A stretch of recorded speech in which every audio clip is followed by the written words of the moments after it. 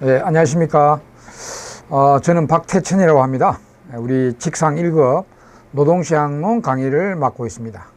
저는 경제학 전공을 해서 지금 경제학을 강의하는 사람인데, 우리 노동시장론, 이 직상의 직업상담사의 이 노동시장론이 경제학의 한 분야잖아요. 그래서 제 경제학 전공자인 제가 이 강의를 맡고 있습니다. 예. 아무래도 경제학 전공 안 하신 분들이 이 노동시장론을 강의하면은 좀 그닥기식으로 이렇게 강의할 수밖에 없겠죠. 그래서 저는 경제학 전공자가 직접 전문적으로 하는 게 낫겠다 해서 제가 노동시장 강의를 하고 있습니다. 자, 이번 시간에는 직업상담 1급 1차 필기 기출문제 풀이를 하는데, 2020년도 사회 기출문제 해설을 하도록 하겠습니다. 자, 20문제씩인데, 우리 교재에 이제 해설이 잘 나와 있고, 그 다음에 실력 따지기나 참고로 더 자세하게 이게 잘 기술되어 있습니다. 그걸 참고하시기 바랍니다. 자, 61번부터 한번 봅시다. 고임금 경제가 존재할 때의, 고임금 경제의 반대는 이제 저임금 경제죠. 존재할 때 노동 수요에 대한 설명으로 틀린 것은 했습니다. 이 쭉 보니까 노동 수요가 가파른 모습을 띈다 등등등 이렇게 이제 나와 있는데, 보통 우리가 노동 수요 곡선 있죠. 기업의 노동 수요 곡선, 이런 형태를 보이죠. 여기 노동 시장이다. 여기 임금이고, 이게 노동 수요량인데, 노동 수요 곡선이 일반적인 형태는 이렇게 되죠. 이렇게 됩니다. 이렇게. 여기 일반적인 노동 수요 곡선입니다. 그럼 현실의 노동 수요 곡선이라고 보면 됩니다. 그럼 여기가 이제 고임금 경제 부분이고요. 요 임금이 높잖아요. 그죠? 요 저임금 경제 부분입니다. 임금이 낮은 저임금 구간. 이건 고임금 구간. 이렇게 될 수 있죠. 자, 그러면 일단 1번 노동 수요 곡선이 보다 가파르다. 이쪽이 좀 가파르고 이쪽이 완만하죠. 그러니까 저임금 때는 아무래도 좀 완만해서 탄력도가 큽니다. 이거는 이제 좀 수직적이라서 노동 수요 탄력도가 좀 적습니다. 상대적으로. 그래서 이거 맞고요. 그 다음에 이제 노동 수요 자체는 고임금 경제든 저임금 경제든 노동의 한계 생산력하고 임금하고 직격되어 있죠. 우리가 모든 노동시장의 완전 경쟁일 때, 모든 시장의 완전 경쟁 시장일 때 노동 수요의 이윤극대 원리는 한계 생산물 가치 이꼴 임금이잖아요. 그럼 결국 이 한계 생산물과 임금하고 직결되어 있습니다. 요걸 물가로 본다면, 넘기면 한계 생산물과 실질 임금이 물가를 나누면 이거는 명목임금이고, 이 재화 가격을 물가라고 본다면 이걸 넘기면 실질임금하고 우리가 노동의 한계 생산성과 일치하게 되죠. 그거는 저임금이나 고임금이나 마찬가지입니다. 노동 수요의 원리죠. 그 다음에 이제 3번 임금 상승 시의 고용 감소 폭이 고임금 경제가 존재할 때 더 크다. 여기 틀리네. 답은 3번입니다. 3번. 답 3번 체크되어 있죠. 여기 보세요. 여기 가파르기 때문에 여기서 임금이 오르면 노동 고용의 감소가 적게 발생합니다. 여기 이제 저임금에서는 임금이 이렇게 오르면 요 거의 폭이 같죠. 여기 이제 노동 수요량 감소가 굉장히 크죠. 그러니까 그림에 의하면 이쪽에 고용 감소 폭이 적습니다. 근데 이게 존재할 때 크다. 여기 틀렸습니다. 임금이 상승하면 노동의 한계 생산력이 상승한다. 그리고 우리가 이제 이게 원래 우리 노동 수요 곡선이 이렇게 우하향으로 나오는 이유가 노동을 많이 채용할수록 노동의 한계 생산 체감 때문에 우리 노동 수요 곡선이 이 선이잖아요. 혹은 한계 생산물 가치 곡선인데 이걸로 넘기면 이걸 실질 임금으로 본다면 노동의 한계 생산물 곡선이 노동 수요 곡선입니다. 그죠? 아시죠? 그러니까 이게 우하향으로 생기는 이유가 노동자를 많이 채용할수록 철칙 법칙인 노동의 한계 생산물 체감 법칙 때문에 이렇게 내려가. 그러니까 임금이 내려갈수록 이게 한계 생산물이 내려가니까 이게 내려가고, 임금이 올라가면은 이제 한계 생산물이 이렇게 올라가죠. 그래서 임금이 상승하면 노동의 한계 생산력이 상승한다. 이게 맞습니다. 그래서 3번이 틀렸죠. 자, 1번 뭐 좀 간단한 문제고요. 그 다음 62번은 노동조합이 비노조 부문의 임금에 미치는 영향에 관한 옳은 설명을 모두 짝지어라. 요건 3개만 나와 있는데, 우리 우리 책에 실력 다지기에 보면 해설란에 실력 다지기 보면 모든 노조 부문과 비노조 부문의 임금에 미치는 영향 효과를 쭉 열거해 놨습니다. 참고해서 보시고요. 요거는 요 3개만 이제 이렇게 물어봤는데, 옳은 설명만 골라라 했습니다. 몇 개냐? 노조 부문에서 해고된 노동자들이 비노조 부문으로 이동하여, 이거 파급효과죠. 이전 효과. 이동하여 비노조의 임금을 더욱 하락시킨다. 요거 이전 효과, 파급 효과에 대한 이야기입니다. 요거하고 정반대가 유인 효과죠. 유인 효과.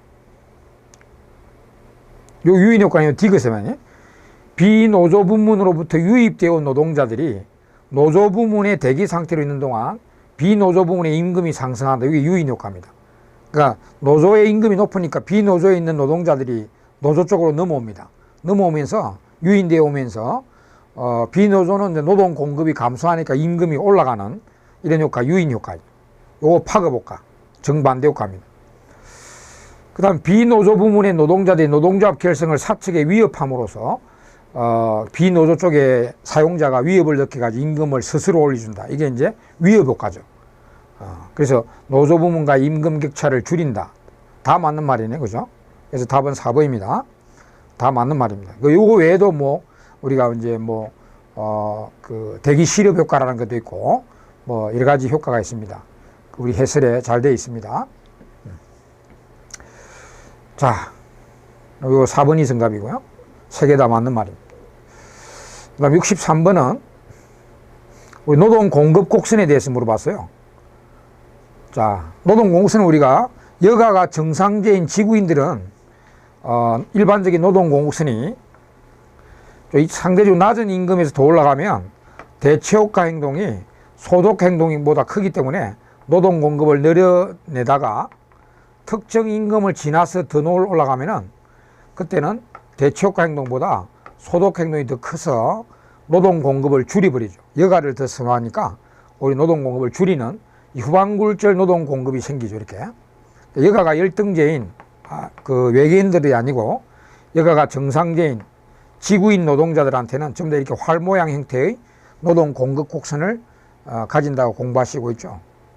그래서 그 노동 공급선이 나타나는 이유에 관한 설명으로 옳은 것은 이 부분이죠. 후반굴절 노동 공급이라 이 부분을 이야기합니다. 그래서 이 이야기가 나와야 돼요. 이 부분은 대초과보다 소득가 크기 때문에 임금 상승 시에 여가를 더 즐기려고 하고 노동 공급은 줄어드는 경향이 있죠. 그래서 여기 적절한 답은 여기 보면은 2번인 것 같습니다. 자, 임금이 상승하는 경우 대초과가 이거 틀렸네. 요거는 두 쪽 다 이야기하는, 요 앞에는 대체효과가 소득효과를 압도하는 건 요 부분이죠. 대체효과가 소득효과를 압도하는 부분은 노동 공급이 증가하지만 이게 임금이 상승하면 대체효과가 크면은 노동 시간은 증가하고, 요 이제 후반굴절에 대한 이야기 요 뒷부분입니다. 소득효과가 대체효과를 압도하면 이 부분이죠. 소득효과가 대체효과를 압도하면은 노동 시간이 감소하고 여가가 늘기 때문이다. 요게 이제 요 앞에 말은 필요도 없지만 요 뒤에 말이 맞습니다. 근데 여기 다른 거는 적절하게 되어 있는 말이 없습니다. 정답이. 그래서 뭐 2번은 정확하게 되고 있고, 뭐 2번 그 문제하고 답안하고 좀 이제 잘 언밸런스 되어 있지만, 왜냐하면 이 문제는요 후반굴절 노동 공급 곡선이 나타나는 이유 요쪽만 물어봤거든요. 실제로 요쪽만 물어봤는데 요 보기에 보니까 여기는 이 부분하고 이 부분 다 이야기하고 있어요. 그렇지만은 요 부분에 대한 이야기가 요 보기 2번만 맞기 때문에 다른 건 다 틀렸습니다.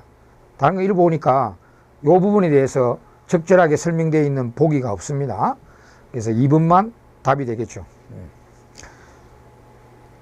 그냥 요거 문제를 갖다가 그냥 다음 중 노동 공급 곡선이 이 공급 곡선에 대한 이야기 중 옳은 것은 이렇게 했다면 정확한 답변이 되겠네, 그죠?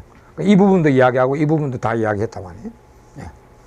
그리고 여기에 이제 이 문제는 요 결과만 이야기했는데 또 이때 대촉화는 뭐냐 그러면 소독화는 무슨 행동이냐 뭐 이렇게 물어볼 수도 있죠. 그러면 우리 책에도 또 이 대촉화 행동과 임금 변화 시의 대촉화 행동과 소독화 행동에 대해서 여러분 우리 심화학습에서 우리 또 잘 설명되고 있습니다. 여러분들 익히 뭐 다 공부하신 내용이죠. 그래서 아마 그런 부분도 대촉화가 뭐냐 소독화가 뭐냐 따로따로 이렇게 물어보는 경우도 있습니다. 그거는 나중에 또 뒤에 또 기출문제를 보면은 그런 문제가 또 있습니다. 그거는 이제 일단 결과만 물어봤잖아요. 그래서 그렇게 답변하시면 되고. 자, 그 다음에 이제 64번, 시장 균형 수준보다 임금이 현실적으로 높게 유지되는 그 이유. 그러니까 그림 보면은 시장에 의한 균형 임금은 여기다 말이야. 여기인데 수요 공급이 일치하는 요인인데 현실적으로 시장 균형 수준보다 임금이 높게 유지된다. 임금이 이렇게 좀 높게 유지된다는 거죠. 유지되고 이렇게 시장 임금 수준으로 떨어지지 않는다는, 이건 이제 우리가 임금의 하방 경직이라고 부릅니다. 우리 시장 논리에 의하면 요 임금이면 노동 수요량보다 노동 공급이 많기 때문에 초과 공급이 있기 때문에 시장 논리에 의하면 분명히 임금이 떨어지게 돼 있어요. 이 균형으로 내려가게 돼 있습니다. 근데 현실적으로 이런 임금이 안 떨어지고 이렇게 안 떨어지고 요 유지되는 이유, 우리가 이제 임금의 하방 경직성 이유입니다. 하방 경직성의 이유. 분명히 보면 시장 논리에 의하면 요 초과 공급이 있어가지고 임금이 떨어지리라 예상되는데 안 떨어지고 이 임금을 그대로 유지하는 것이 임금의 하방 경직이거든요. 그래서 하방 경직에 여러 가지 이유가 있는데 대충 한 6가지 정도 되는데요. 이것도 우리 책에 해설지에 보면은, 해설책에 보면은 이제 심학습에 임금의 하방 경직성의 의미와 그 하방 경직성에 일어나는 여러 가지 이유들 6가지로 정리를 해서 잘 정리가 되어 있습니다. 그 중에 이제 그 이유가 안 되는 거를 보면 되는데요. 강력한 노동조합 그 이유 중에 하나입니다. 그 다음에 최저임금제, 법적인 이런 최저임금제, 우리 최저임금 내는 거에 들죠. 그러니까 강력한 노동조합이 존재해서 임금이 내려가는 걸 저지하는 이유. 그 다음에 시장 균형 임금보다 높은 임금, 효율임금도 이 이유죠. 효율임금. 시장 균형보다 높은 임금을 지불하고자 하는 일부 기업 때문에, 이게 효율임금에 대한 이유. 이거 외에도 뭐 노동자들이 물가를 모르는 화폐 착각, 그 다음에 장기적 노동 계약 때문이다. 임금 계약 때문이다.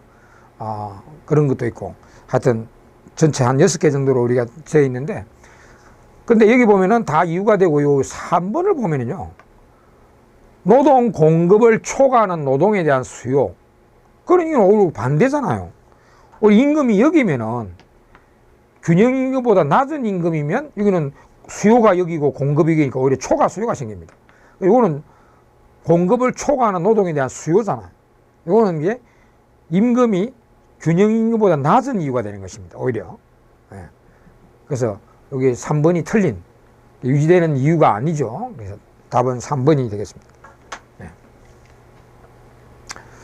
자, 그 다음에 65번은 계산 문제가 나왔네요.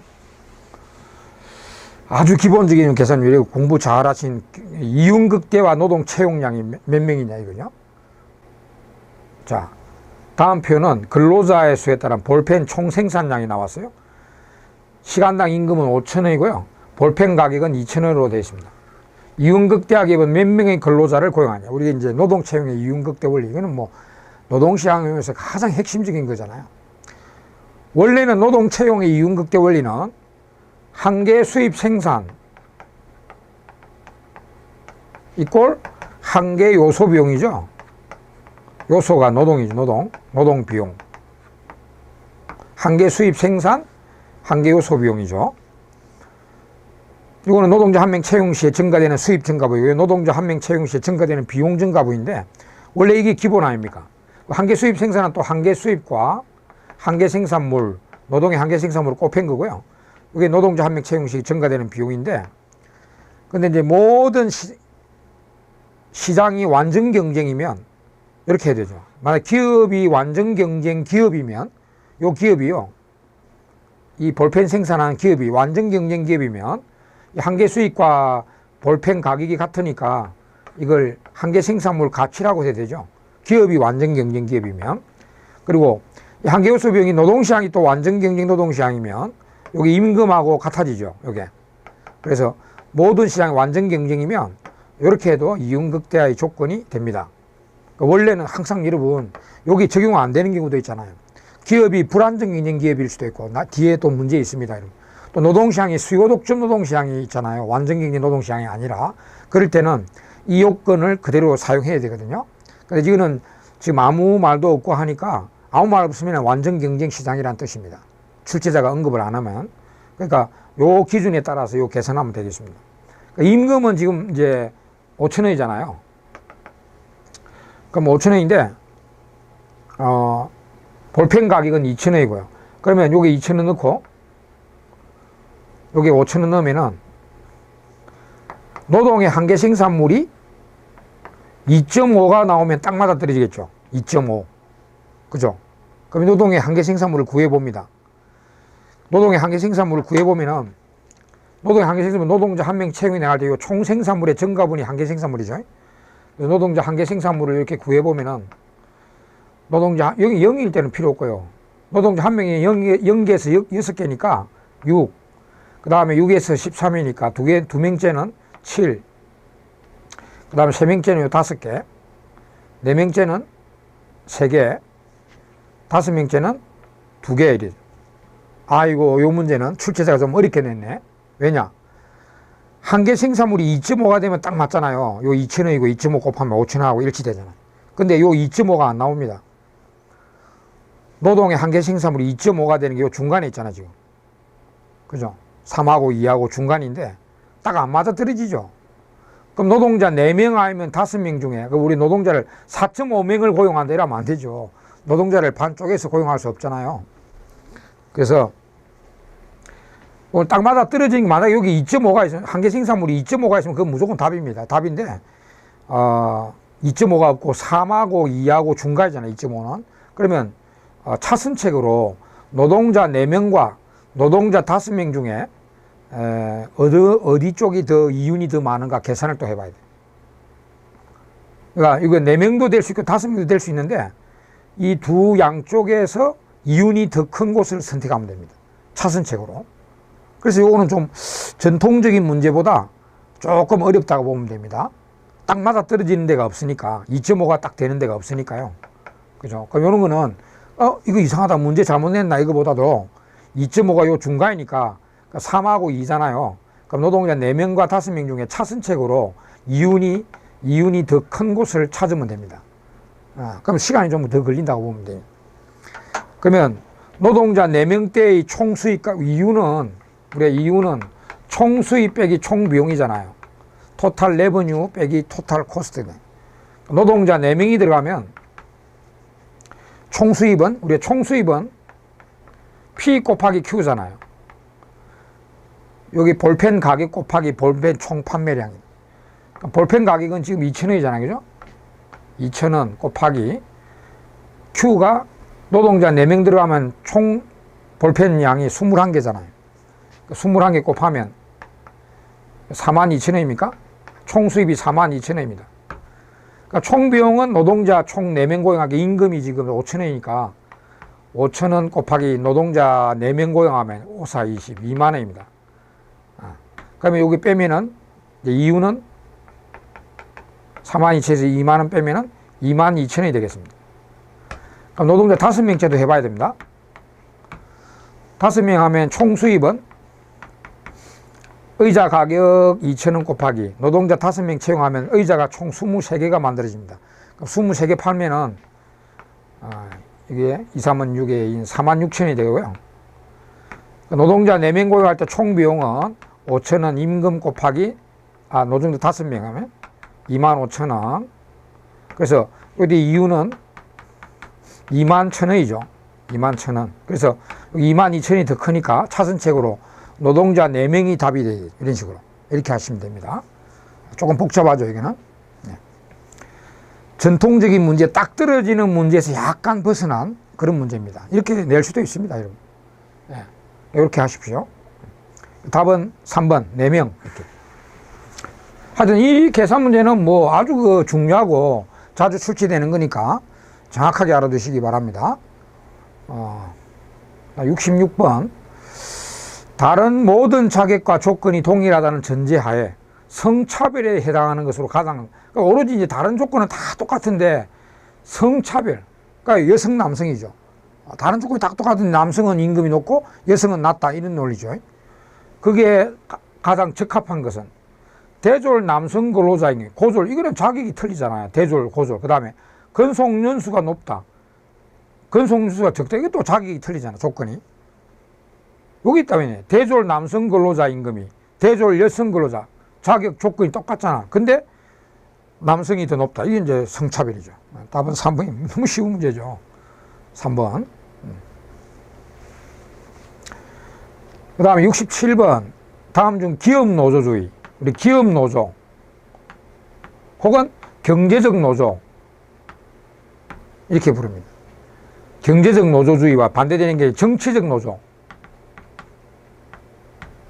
이건 이렇게. 그러니까 이렇게 두 이제 이데올로기, 우리 노조의 이데올로기를 해서 기업 노조주의, 경제적 조합주의하고요, 정치적 조합주의 이렇게 이제 대비되는데, 그 중에 이제 기업 노조주의, 경제적 노조주의에 대한 설명으로 틀린 것은 했습니다. 자, 읽어보면 다 나오죠. 우리가 이것도 우리 책에 해설에 잘 되어 있습니다. 그 실력 다지기로 해가지고 참고에 실력 다지기로 나와 있네요. 그죠? 그 경제적 기업 노조주의의 특징해서 요거 정반대로 생각하면 전부 다 정치적 노조주의의 특징이라고 보면 되는데요. 요거 보면 노조원의 경제적 이익을 가장 중요한 목표 설정, 개혁적 노동운동 세력과 제외하여 노동 문제를 해결. 요게 틀린 내용이에요. 요거는 바로 정치적 노조주의 특징이죠. 개혁적 노동운동 세력과 제외하여 이 노동 계급 문제를 해결하려고 하는 정치적 세력과 결탁해가지고 이런 노동 문제를 해결하려고 하는 정치적 노조주의의 특징입니다. 단체 교섭을 통한 노조원의 권위를 정진, 제도 악파의 경제학자의 기여가 컸으며 미국 노조의 주요 인입니다. 이건 다 기업 노조주의의 특징입니다. 우리 책에 잘 읽어보시면 쉽게 알 수가 있습니다. 투쟁, 뭐 혁명, 계급 투쟁, 뭐 정치화, 입법 이런 걸 목적으로 하는 게 정치적 노조주의의 특징이죠. 그 다음에 답은 2번이고요. 그 다음 68번. 연령이 많은, 그게 이제 연공급 같은 데 보면은 연령이 많은 근로자들이 임금이 높은 현상을 정보의 불안전성을 이용하여 잘 설명하고 있는 것은, 그 우리가 정보의 불안전성은 이제 우리 사용자가 누구는 일을 잘하고 누구는 일을 못하고 실제로 잘 모르잖아요. 그죠? 연공급 같은 데 보면. 그러니까 그냥 근속연수 많고, 이름 학벌이 좀 높고 하면은 임금을 점점 더 주는 개념으로 가는 거죠. 보통 이제 경험이 많고 경력이 많을수록 생산성이 높다고 보고, 뭐 굳이 100%는 그렇지 않을 수도 있겠지만은, 대충 그렇단 말이에요. 그래서 그 경력 많고 근속연수가 높을수록 임금을 점점 올려주는 게 연공급 아닙니까? 그래서 그러면 연령이 많은 근로자들이 임금이 높아지는 거죠. 그러면 종업원 지주제에 의해서 많은 주식을 보유하고 있는 게 아니고, 종업원 지주제가 아니잖아요. 이 연공급과 관련된 이연 임금으로, 이제 근속연수가 많을수록 임금이 높아진다는 그런 개념이죠. 이연 임금을 한 개씩 높은 임금이 여기 답이네. 2번. 개수제 임금, 요거는 말 그대로 개수, 성과급이죠. 자기 만들어낸 개수, 판매 개수에 따라서 임금이 정해야 되기 때문에 꼭 그거는 뭐 연령이 많은 노동자들이 임금이 높아진다고 볼 수 없고요. 인적 자본 이론도 아니잖아요. 인적 자본 이론은 인적 자본 투자가 높은 사람들이 임금을 많이 받는다는 그런 논리죠. 그러니까 이거는 연공급에 대한 이야기거든요. 연공급. 그러니까 2번이 연공급에 대한 이야기가 되겠습니다. 그 다음 69번도 이제 계산 문제인데, 자, 요거는 보세요. 그 노동 공급에 따라서 임금이 올라가죠. 여기 완전 경쟁 노동 시장이 아닙니다. 우리가 노동 공급량에 아무 관계없이 임금이 일정한 경우는 완전 경쟁 노동 시장이거든. 근데 이 노동 공급에 따라서 임금이 올라가면 이거는 수요 독점 노동 시장입니다. 그리고 이제 한계 수입 생산은 바로 나왔어요. 이렇게 한계 수입 생산 요거는 바로 나왔는데, 그러니까 아래 편에 A 기업의 노동 공급 및 임금 및 한계 수입 생산이 되고 다음 중 옳은 것은 요거는 수요 독점 노동 시장입니다. 완전 경쟁 노동 시장이 아니라 수요 독점 노동 시장에 기업이 노동을 사러 온 경우입니다. 수요 독점은 이 노동 시장인데 노동자들은 많이 와서 노동 팔려 왔는데 이 노동자를 채용하러 노동 기업이 노동 수요자가 한 명만 온 거죠. 한 명만 이 노동자를 수요하니까 요 노동 공급에 따라서 임금이 움직이는 그런 개념이 됩니다. 그래서 요 자료를 보니까 이제 수요 독점 노동 시장의 개념입니다. 이제 요 자료를 주고 뭘 물어봤나 하니까 요 보기 중에 참 옳은 것은이라. 야, 이 문제 여기 보니까 탄력성도 계산하라, 뭐 이윤극대와 이네 좀 시간이 걸리는 문제입니다. 딱 보니까. 예. 그래서 뭐 물론 뭐 상세 계산된 해설 내용은 우리 해설지에 보면은 상세하게 나와 있는데, 일단 여기 보면은 노동 공급이 7명일 때 한계 노동 비용은 20억이다. 이렇게 나와요. 한계 노동 비용도 계산해라. 그 다음에 이윤극대의 노동 공급은 7이다. 노동 공급이 7일 때 임금 탄력성 0. 이거는 따로 이제 계산해야 되고요. 이윤극대의 한계 노동 비용은 26이다. 이렇게 됐어요. 여기서 옳은 것을 찾아라 했죠. 그럼 일단 앞에 자료를 보고 이윤극대의 노동 채용량만 한번 봅시다. 자, 우리 이거는 이제 이윤극대 노동시장 한계 수입 생산 이꼴 한계 요소 비용이죠. 한계 요소 비용. 이거는 한계 수입 생산은 그대로 나와 있으니까 한계 요소 비용만 계산하면 됩니다. 한계 요소 비용, 이거는 임금이 하면 안 되죠.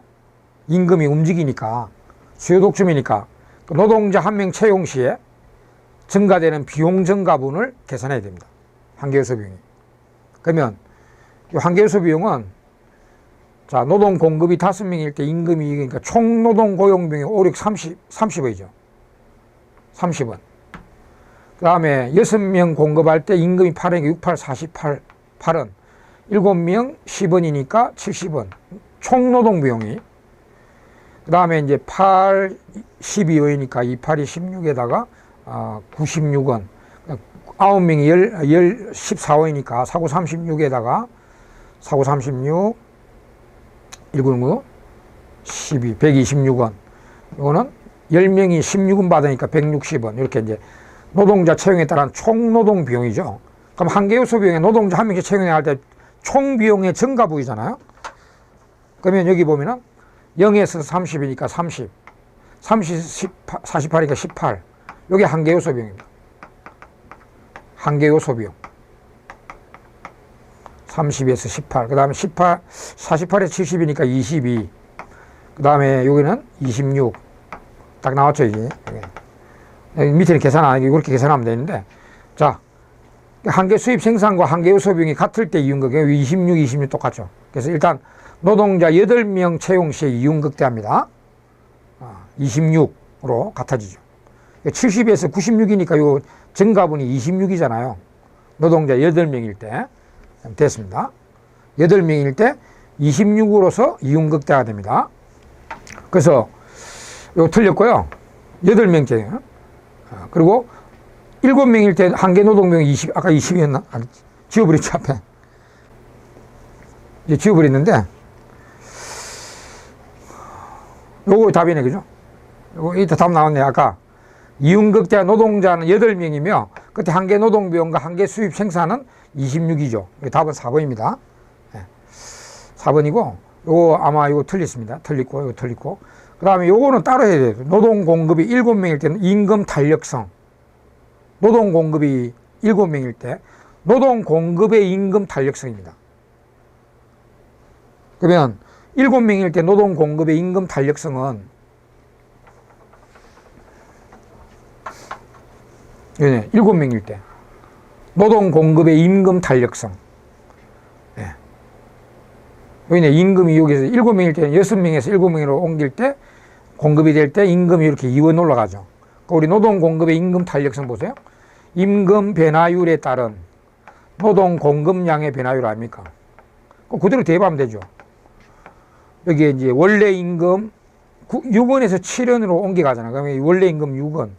그러니까 임금 변화분 1원이죠. 1원. 그러니까 원래 노동 공급량 8. 임금이요. 요게 임금이죠. 원래 임금이 8원. 임금의 변화분 2원. 그 다음에 원래 노동 공급량이 6명. 7명 노동 공급의 증가분은 1명. 이렇게. 이렇게 계산하면 되죠. 그러면 6분의 1에서 요거 4분의 1이니까 4이라면 6분의 4네. 그러면 0.75죠. 0.75. 이렇게. 자, 그래서 여러분 요거 0.5가 0.75입니다. 그래서 요거 맞는 것은 4번만 정답이 되겠습니다. 자, 이런 문제는 안 나왔으면 좋겠어요. 시간이 많이 걸리고 쉽지만은 시간이 좀 많이 걸리는 문제죠. 그 다음에 70번. 요거 우리 뭐 또 잘 알고 있는 경제활동 참가율과 실업률을 구하라 했습니다. 요 자료를 주고 경제활동 참가율과 실업률을 구하라. 그러면 우리 경제활동 참가율은 경참이라 할까요? 총 생산 가능 인구 15세 이상 가능 인구 15세 이상 인구분의 경제활동 인구가 경제활동 참가율이죠. 여기 보면은 생산 가능 인구 나왔네. 3,500. 경제활동 인구. 경제활동 인구는 이제 우리 생산 가능 인구가 경제활동 인구와 비경제활동으로 나눠죠. 여기 비경제활 1,100명 나왔네. 그럼 이거 3,500이 2,400이 되겠습니다. 그죠? 그럼 이제 3,500에 2,400. 요게 이제 경제활동 참가율이 되겠습니다. 계산하면 되죠. 대충 뭐 암산 해도 되겠네. 68점 얼마 나오겠네. 그죠? 60%. 60%는 답부터 문제 68.6이 되면 이거 계산하면은 68.6이고, 그리고 여기 소수점 둘째 자리에서 반올림을 하면 소수점 첫째 자리까지 하면 됩니다. 소수점 둘째 자리에서 반올림 하니까 소수점 첫째 자리까지 이야기하면 되니까. 그 다음에 이제 실업률은 경제활동 인구분의 취업자 수죠. 경제활동 인구 이미 계산됐죠. 2,400명. 취업자는 여기 2,300. 바로 나와요. 여기 군복무자 이거 필요 없어요. 남자, 여자 이런 게 따로 구하는 게 아니니까. 총 인구 이런 거 필요 없습니다. 지금 여기에서는. 그러니까 취업자 2,300. 이거는 취업률이고 실업률은 실업자죠. 실업자 수죠. 그러면 경제활동 인구가 총 2,400인데 취업자가 2,300이니까 그 실업자는 100명이죠. 취업자 플러스 실업자가 경제활동 인구잖아요. 경제활동 인구가 취업자와 실업자로 나눠지니까 취업자가 2,300이니까 실업자는 100명이죠. 2,400에 100, 요거 아마 4.2%일 겁니다. 계산해 보면 4.2%. 그래서 정답은 3번이 되겠습니다. 이런 거는 뭐 쉬운 문제죠. 그리고 뭐 시간도 많이 걸리는 게 아니고. 자, 그 다음에, 자, 이거는 상식 문제가 나오고 지식 기반 경제. 요새가 지식 기반 경제잖아요. 옛날에 전통적인 자본을 위주로 한 위계 질서가 딱 갖춰져 있는 사장이 명령 내리면 모든 근로자들이 그에 따라가야 되는 이런 전통적인 경제 구조가 아니라 이제 횡적인 경제. 모든 우리 해설에도 참고해 보면은 지식의 조직 및 생산, 축적 및 활용에 바탕을 둔 경제를 지식 기반 경제라고 한다. 이렇게 됐습니다. 요새 뭐 하여튼 인터넷과 이게 이제 SNS 이런 게 매일 발달되어 있기 때문에 그런 데서 우리가 모든 그 정보를 입수하고 지식을 창출하고 그 지식 정보를 공유하고 하기 때문에 이런 이제 옛날에 전통적인 위계 질서적인 그러한 경제 구조에서 많이 바뀌가 있죠. 그리고 지식 기반 경제라는 이 문제를 이제 상식으로 내봤는데 나타난 특징으로 볼 수 없는 것은 아무래도 그러다 보니까 기업 쪽에서는 다품종으로 소량씩 생산해야 됩니다. 그 다음에 여기 틀린데 답은 2번입니다. 대립적 노사관계, 요거는 옛날에 전통적인 자본을 위주로 한, 사장을 위주로 한 이런 위계 질서를 갖추어 있는 경제 구조에서 대립적 노사관계가 있죠. 답은 2번이고요. 그다음 기업 내의 의사결정 과정의 붕크나, 당연하죠. 옛날에는 사장만 의사결정을 내리고 이제 다 따라가야 되는데 지금은 횡적 횡적 경제 구조니까 이 의사결정 과정에 붕거나 그다음 숙련도는 아무래도 다능공학 여러 일을 이제 잘하게 된다는 거예요. 지식을 여러 군데 이제 입수하니까 자기 한 일만 딱 하는 게 아니라 하는 일만 하는 게 여러 가지 업무에 이렇게 이제 다 능통하게 되는 그런 사회가 됩니다. 뭐 상식인 그런 내용이죠. 답은 2번. 그 자세한 내용도 우리 또 책에 참고에 지식기반 경제에 대해서 잘 설명되어 있습니다. 보시면 더 참조될 것입니다. 그 다음 72번은 우리 이제 필립스 곡선 물어봤어요. 그러니까 필립스 곡선은 중요하죠. 실업률과 물가 상승률의 상충관계가 있다는 필립스 곡선에 대한 설명 중 옳은 것은 있어요. 필립스 곡선은 일단은 이제 우리가 이제 이 물가 상승률이죠. 여기 이제 실업률인데 단기적으로 물가와 실업은 역의 관계를 갖고 있다고 조사가 된 그래프죠. 그래서 그러니까 기본적인 내용은 우리 재정금융정책이죠. 재정정책과 금융정책.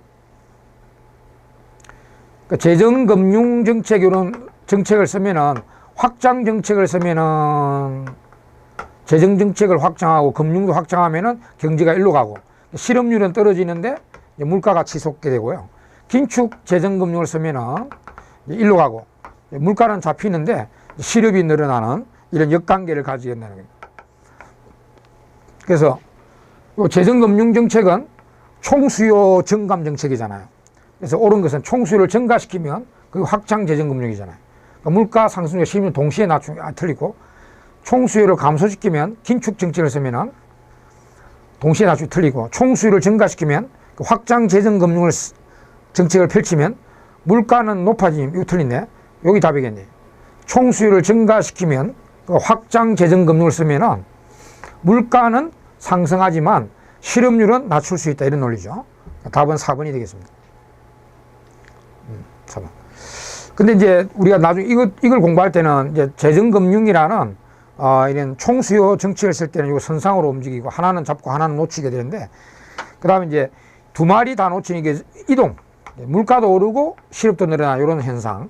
그러니까 두 마리를 다 잡는 물가도 잡고 실업도 잡는 이런 정책은 뭔가 그런 것도 여러분들 다 공부하셨죠. 그러니까 필립스 곡선 공부할 때는 요 노란 것도 두 마리를 다 놓치고 스태그플레이션이죠. 두 마리를 다 놓치는 그러한 현상. 또 두 마리를 다 잡는 정책은 뭔가 이게 다 공부해 두셔야 됩니다. 우리 책에 또 필립스 곡선에 대해서는 또 우리 책에 그 참고에 여기는 그냥 필립스 곡선의 이 선상이동 자체에 대해서만 물어봤으니까 그것만 있는데 뒤에 또 우리 기출문제 보면은 이런 거 나와 있어요. 그러니까 두 마리가 다 늘어나는, 다 올라가는 현상과 두 마리를 다 잡아내는 이런 정책은 재정금융이 아니라 다른 정책이라고 설명이 되어 있습니다. 뒤에 보시면 그걸 참조하시면 되겠습니다. 그 다음에 이제 답은 4번이고요. 그 다음에 73번에 또 계산 문제네. 또 노동 수요 탄력도입니다. 노동 수요 탄력도는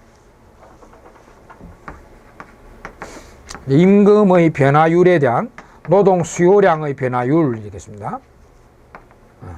자, 그러면 원래 임금이 120만 원. 임금의 변화분은 이제 144만, 24만 원 올라갔죠. 그럼 원래 노동 수요량이 110명. 그 다음에 노동 수요량 변화분. 110명에서 98명 떨어지니까 12명이 떨어졌죠. 12명. 마이너스는 떼도 됩니다. 12명. 이렇게. 미스프린트인데, 자, 이거, 여러분, 교재가 어떻게 되어 있는 거 몰라도, 미스프린트죠. 우리 여러분, 교재는 바로 되겠습니다. 120만에서 144만인데, 고용 인원은 120명에서 108명으로 고치세요. 혹시 교재에도 이리 되어 있으면, 이 미스프린트라 보시고, 이게 잘 되어 있으면 맞고요. 이거 110명이 아니라 120명이고요. 98명이 108명입니다. 요리 되어 있으면 여러분 책에 이리 되어 있으면 맞고요. 만약에 여러분 책에 이렇게 되어 있으면 이렇게 고치세요. 120명에서 108명이. 여기 맞습니다, 여러분. 요 지금 프로젝션은 이 파워포인트는 여기 틀렸어요. 120명에서 108명이 돼야 됩니다. 여러분 책 그거 확인해 보시기 바랍니다. 그래서 이게 원래 노동 수요량이 120명이죠. 120명. 그 다음에 노동 수요의 변화분은 요게 12명이 떨어졌죠. 12명. 마이너스는 떼두면 원래 절대값을 하니까 12명 이렇게 해서 나오시면 됩니다. 그러니까 요거는 10분의 1이니까 요 약분하면 10분의 1이잖아요. 곱하기 요 약분하면 24에서 얼마죠 이거? 5개죠. 5분의 1이죠. 5분의 1. 약분하면 5. 맞죠? 5분의 1이죠. 이걸 올리면 곱하기 5 되니까 0.5가 되겠습니다. 예. 그래서 답은 3번. 예. 그러니까 답은 제대로 되어 있네요. 0.5. 예. 자, 뭐 죄송한데 이거 미스프린트입니다. 아, 여러분 책은 잘 돼. 내가 책, 이거는 원래 그 책 나오기 전에 프린트라서 제 여기는 여기 120명, 108명으로 되어 있습니다. 그 여러분 책도 아마 이렇게 되어 있을 거예요, 아마. 그 다음 74번.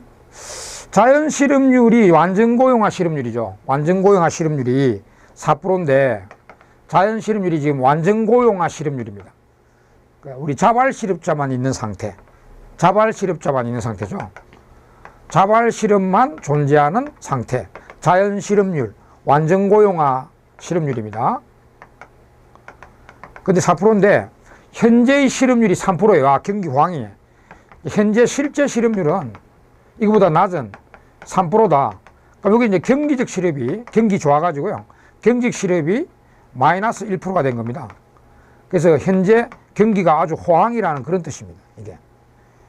그 실제 실업이 이거보다 높으면, 만약에 실제 실업이 5%다 이러면 경기적 실업이 플러스 1%가 돼가지고 경기 불황이라는 뜻입니다. 그렇게 이해하면 됩니다. 자, 수직 모의고시 때 설명으로 가장 적합한 게 이 상태니까, 경기 호황입니다. 경기 실업이 감소한다 해야 존재한다 하면 안 돼요. 요거는 이제 불황이 아니고 호황이니까 마이너스 1%라는 것은 오히려 경기 실업이 감소하는 겁니다. 경기 실업이 존재한다 이거는 불황태 이야기고 답은 2번입니다. 보통 이럴 때는 호황이니까 물가가 치솟게 되거든요. 답은 2번이 되겠네요. 부가 노동자 효과나 실망 노동자 효과는 경기 불황 때 발생합니다. 하고 잠재 실업이 발생한다. 잠재 실업은 우리가 아주 후진국에 농촌에 취업은 되어 있는데 있으나마나 생산성이 제로에 가까운 실업자를 말하고 그런 내용은 아닙니다. 그래서 답은 2번만 되겠어요. 이런 문제는 그렇게 해석하시면 돼요, 그냥. 자, 그 다음에 75번은, 요거는 뭐, 우리가 이제 임금 체계 중에 물어본 동일 노동의 동일 임금은 직무급이 당연히. 이거 하나만. 동일 노동, 동일 임금 원칙이죠. 직무급. 그래서 답은 4번이 되겠고요. 그 다음에 76번은 성과급 제도의 장점. 우리가 시간급제, 시간급제와 반대 성과급, 장단점 이런 공부 많이 하셨죠. 그래서 성과급제의 장점과 거리가 먼 것은 성과급 최고의 장점은 이제 생산성 향상에 기여하는 거 아닙니까? 예. 그리고 성과급 노동자 소득 증대에 기여할 수 있죠. 직접적인 감독의 필요성을 줄입니다. 성과가 탁탁 나오니까. 근데 근로중 사고의 위험이 높아지죠. 이거는 단점 중에 하나인데 위험을 줄인다. 틀리네요. 오히려 성과만 날로 하다가 이제 근로중 사고의 위험이 높아지게 됩니다. 그건 이제 문제점 중에 하나, 단점 중에 하나로 지적되는데 그래서 이거 잘못된 것은 2번이 되겠네요. 예. 이런 건 간단하죠, 여러분. 77번은 또 쇼업제도 중에 하나 물어봤어요. 쇼업제도. 다음 어떤 노동자 유형에 관한 설명인가? 기업은 조합원이 아닌 노동자를 채용할 수 있다. 그럼 오픈이나 유니온일 겁니다. 조합원이 아닌 노동자를 채용할 수 있고 채용된 노동자가 노동조합에 가입하거나 안 하거나 기업의 종업원으로 근무하는데 이건 오픈입니다. 오픈. 예. 가장 노조의 힘이 제일 약한 쇼업제도죠. 오픈쇼업입니다. 1번. 그리고 이제 쇼업제도도 우리 책에 해설에 실력 다지기로 잘 또 이렇게 되어 있습니다, 여러분.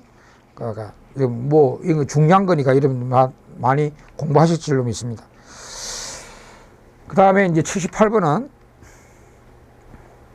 실업의 종류 중에 경기실업, 우리의 수요 부족에 대한 실업이죠.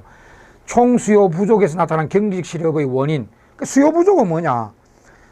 우리 국민들이 소비를 안 하고 기업들이 소비 수요, 투자 수요를 안 한다는 거죠. 그 원인과 가장 어려운 것은 기업의 투자 위축, 그러니까 가계 소비 성향의 감소, 그리고 화폐 보유 성향이 증가되면은 실질 통화량이 떨어지기 때문에 시중에 돌아다니는 우리 보유를 한다. 주머니나 이런 게 이제 돈을 보유만 하고 쓰지 않는다는 거예요. 그러면 실질 통화량 감소로 이자율이 올라가게 돼요. 금리가 올라가게 됩니다. 그러니까 금리 올라가면 우리 소비 투자를 못 하게 되죠. 근데 여기 반대네. 낮은 이자율에서 오히려 소비 투자가 늘어납니다. 그죠? 그래서 원인이 가장 그려본 것은 3번이 되겠습니다. 그 다음에 79번 이제 이거 필립스국슨 이동 나왔네요. 이동.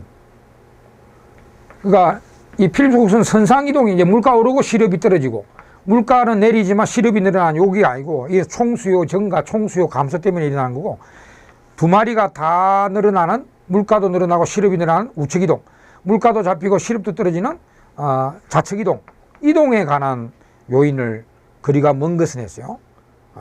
그것도 우리 해설에 필립스국슨에 대해서 이거 아까 설명드렸죠. 우상방 이동 현상, 좌하방 이동 정책에 대해서 잘 설명되고 있습니다.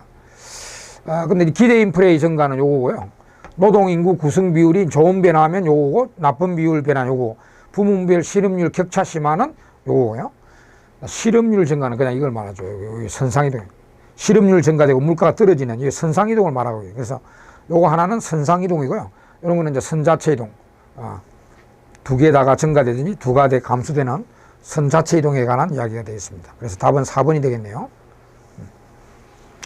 더 자세한 내용은 우리 책의 심화학습에 잘 설명되어 있습니다. 마지막 문제, 다음 중에 고정임금에 해당되지 않는 것은, 우리 임금의 그 구성 내용 중에 고정임금에 해당되지 않는 것은 당연히 초과근무수당입니다. 이거는 기준 외임금으로 고정급이 아닙니다. 가족수당이나 직책수당 기본급은 당연히 고정임금에 속합니다. 이것도 우리 임금의 범위, 임금의 구성 내역 우리 또 실력 다지기로 또 해설란에 잘 정리되어 있어서 그 참고를 하시면 되겠습니다. 자, 이상으로 2020년도 기출문제를 설명해 드렸습니다. 시간상 이제 우리가 심학습이나 실력 다지기 내용은 자세히 제가 설명을 안 드리는데, 그거는 우리 책의 해설지에 잘 설명되어 있으니까 참조해 보시면 분명히 잘 이해가 되실 겁니다. 예. 자, 이 정도로 하고 또 다음 시간에는 또 다른 기출문제 또 풀도록 하겠습니다. 예, 수고했습니다.